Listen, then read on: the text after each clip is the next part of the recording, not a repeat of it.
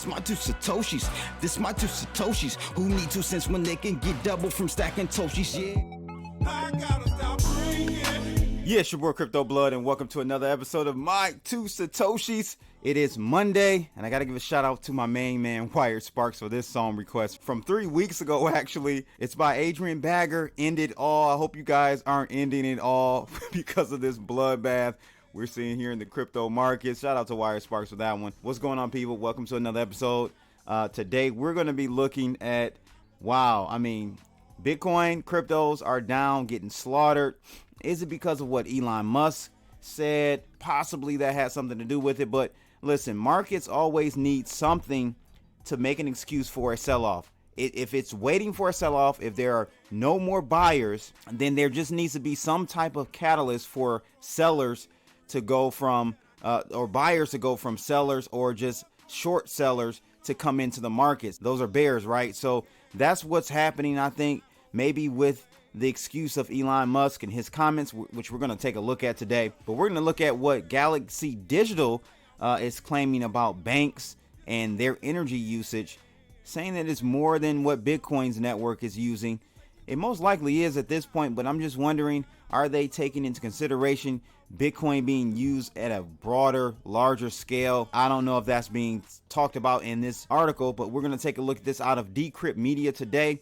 I've also got one out of AMB Crypto. It talks about, this BTC critic saying that what Elon Musk said about Bitcoin being centralized, and seeing that Bitcoin actually dropped 20% means that, Bitcoin is really, in some cases, make this seem like Bitcoin was just literally pumped because of the richest man in the world, Elon Musk and Tesla.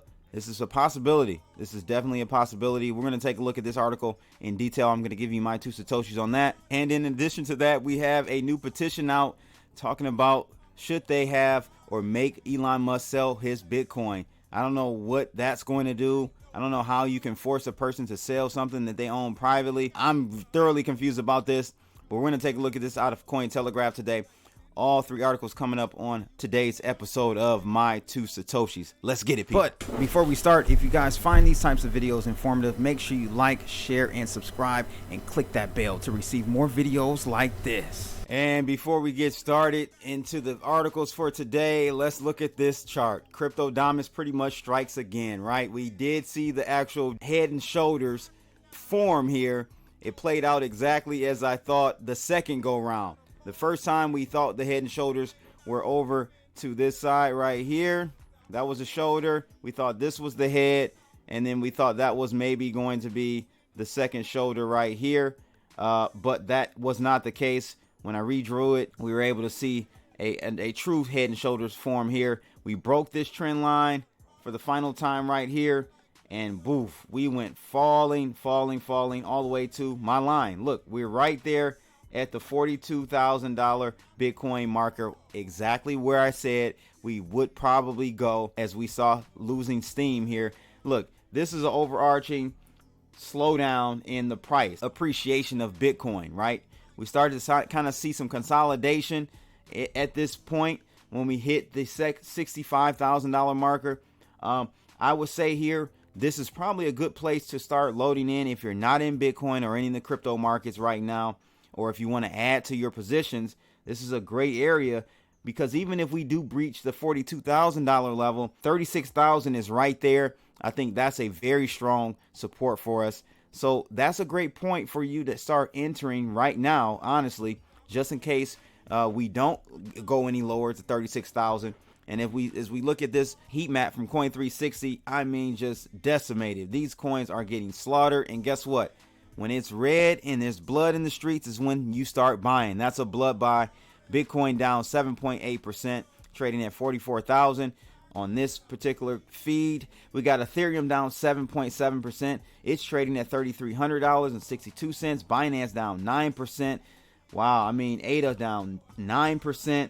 Litecoin down. Dogecoin down 4%. Pretty much everything is getting slaughtered. Down deep reds, 9, 8, 10%. Even some further than that. One coin, though, I have to point out that isn't down. It's actually up today. It's Telos.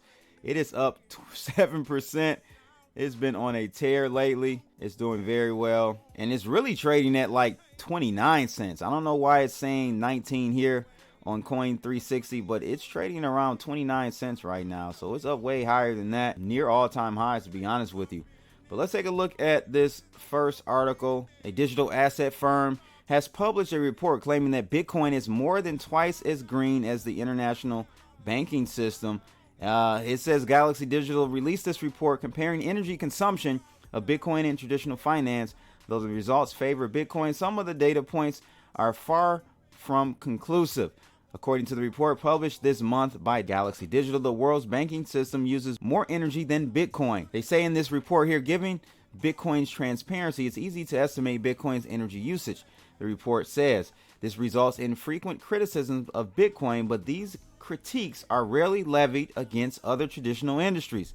To that end, the report compares Bitcoin's energy consumption to traditional payments, savings, and settlements, as well as gold's identity as a non-sovereign store of wealth. But some critiques from this report says these figures aren't enough, however, to make a direct comparison between the two systems. Unlike Bitcoin's network, which covers everything from mining operations to processing transactions, the banking industry consists of banking data centers, bank branches, ATMs, and card networks.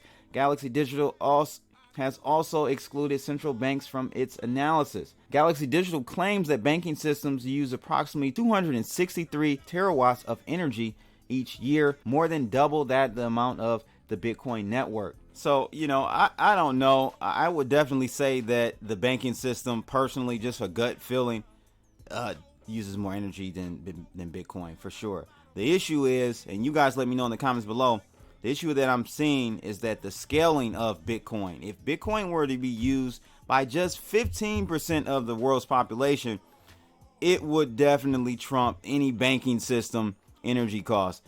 The infrastructure is just set up that way. The mining, proof of work, consensus model is just very energy intensive. So I personally think it's not about, really, the critics are saying, Bitcoin's energy, this and that. It's not really about today's energy consumption, in my opinion. I think it's more about what does it look like if more of the population utilize Bitcoin, more institutions utilize Bitcoin, so on and so forth. That's where you start to run into some issues, and I personally feel that way as well. So that's why you see Ethereum and other blockchains of the 3.0 or 4.0, whatever you want to call them, are using proof of stake or variances of proof of stake rather than proof of work, because it just uses too much energy. And if you guys aren't familiar with the differences between, the different consensus models, make sure you Google proof of work versus proof of stake, or even delegated proof of stake, which is even better than proof of stake. And that's what all of the EOS.IO blockchains uses, much better on the green side of things. I really want to talk about this one next, because, people are really, some people are up in a tizzy about what's going on with how can such a big and most dominant cryptocurrency asset be affected by one person, right? We know that, Dogecoin, with a market cap much smaller than Bitcoin, being impacted by what Elon Musk said. That's understandable, but we're seeing his tweets the other day. We're seeing Bitcoin down 20% or more just from his tweets. I said at the beginning, I don't think it's a direct correlation. I don't think it's a causation correlation thing here. I just think that the markets needed a reason to sell off, and they grabbed onto Elon Musk's tweet. Okay, so since Musk claimed that Bitcoin was centralized, Bitcoin has witnessed a drop in price. One can argue that he took to Twitter to assert that Tesla had not sold any of its Bitcoin. Can this help revive the asset price? Elon Musk recently cleared all the rumors up about Tesla dumping Bitcoin holdings. He says here from Bitcoin Archive, Bitcoin is down 20% since Elon Musk started shitposting, and you wonder why some people are mad. To clarify speculation, Tesla has not sold any Bitcoin, he says. Musk had earlier posted an obscure single word tweet that wreaked havoc and also put forward the possibility of a pump and dump narrative. He responded to Mr. Well, where he said that Bitcoiners are going to slap themselves next quarter when they find out Tesla dumped the rest of their Bitcoin holdings. With the amount of hate Elon Musk is getting, I wouldn't blame him. And he replied, indeed. This guy Elon Musk is just insane, man. He's wild. He's the Dennis Rodman of crypto. Bitcoin, it says, indeed saw a spike in its price. It instantly regained some of its recent losses, spiking over 6% after Musk's tweet. The coin, at the time of writing, was currently trading at $45,000 marker, although it has witnessed a price correction around 8%. So the bounce, again, isn't even because he made that comment. It's more about fundamentals, okay? The bounce came because we bounced off of a primary support area. Okay, I had this drawn here for weeks now. So this is why we bounce off of that area, because it's a major support area. And so because of this whole Elon Musk tweet and, him being associated with the Bitcoin drop, a lot of people holding Bitcoin are very pissed off at Elon Musk. They've actually made a new petition that's demanding Elon Musk to sell all of his Bitcoin. The Doge father has gone too far for some Bitcoin holders and should allow better custodian to own them instead, said the petition's creator. This is insane. Tesla CEO and SpaceX CEO claimed Doge father Elon Musk should sell his Bitcoin holdings, the petition says. It was put on change.org, currently gathering signatures to make Musk divest himself of his personal stash of Bitcoin. This is insane. This is just totally insane. Not going to happen. Its goal, it says, is modest. 100 signatures at first, for which a grand total of 62 have already been gathered for the creator of the petition. However, billionaire Musk has touched a nerve. Elon Musk has accumulated at least 1.5 billion of Bitcoin on the Tesla balance sheet and very likely has a large personal holdings he has not revealed. Like I said, he's made Dogecoin head lower, and now he's making Bitcoin head lower. And what you have to understand here, guys, this is all emblematic of these currencies, these cryptocurrencies are highly speculative, especially Dogecoin. It has literally risen simply and only because of Elon Musk. Now, Bitcoin, on the other hand, there's a lot more fundamental play there for why it has risen over the last 12 months. It's not solely because of Elon Musk. Other institutional players are starting to pile in, and you're going to continue to see that. So I would say any short-term price action you see that's caused by Elon Musk tweeting about Bitcoin is temporary. More temporary than I would say with Dogecoin, where I can see that definitely heading lower and being more controlled by every tweet that Elon Musk puts out. But as I've stated before on many shows and in person, Elon Musk has now painted himself in the corner with this Dogecoin, because now he has to, every time he comes out with something Doge related, it has to be bigger and better than the last. Whatever he comes out with has to be bigger and better than the SNL shield operation that he did, right? This is going to ultimately kind of peak out Dogecoin at some point, because you can't top yourself only but so many more times. So that's what I think is going to happen.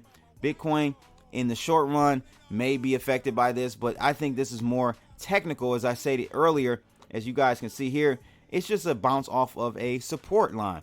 All right, and I think we're going to see a bounce. Now, we got a long way to get back all the way up to $64,000 Bitcoin, and we may even head lower to 36K on Bitcoin, but I think that will be the ultimate area for great support for bulls to buy in. Remember, guys, you buy on days like this.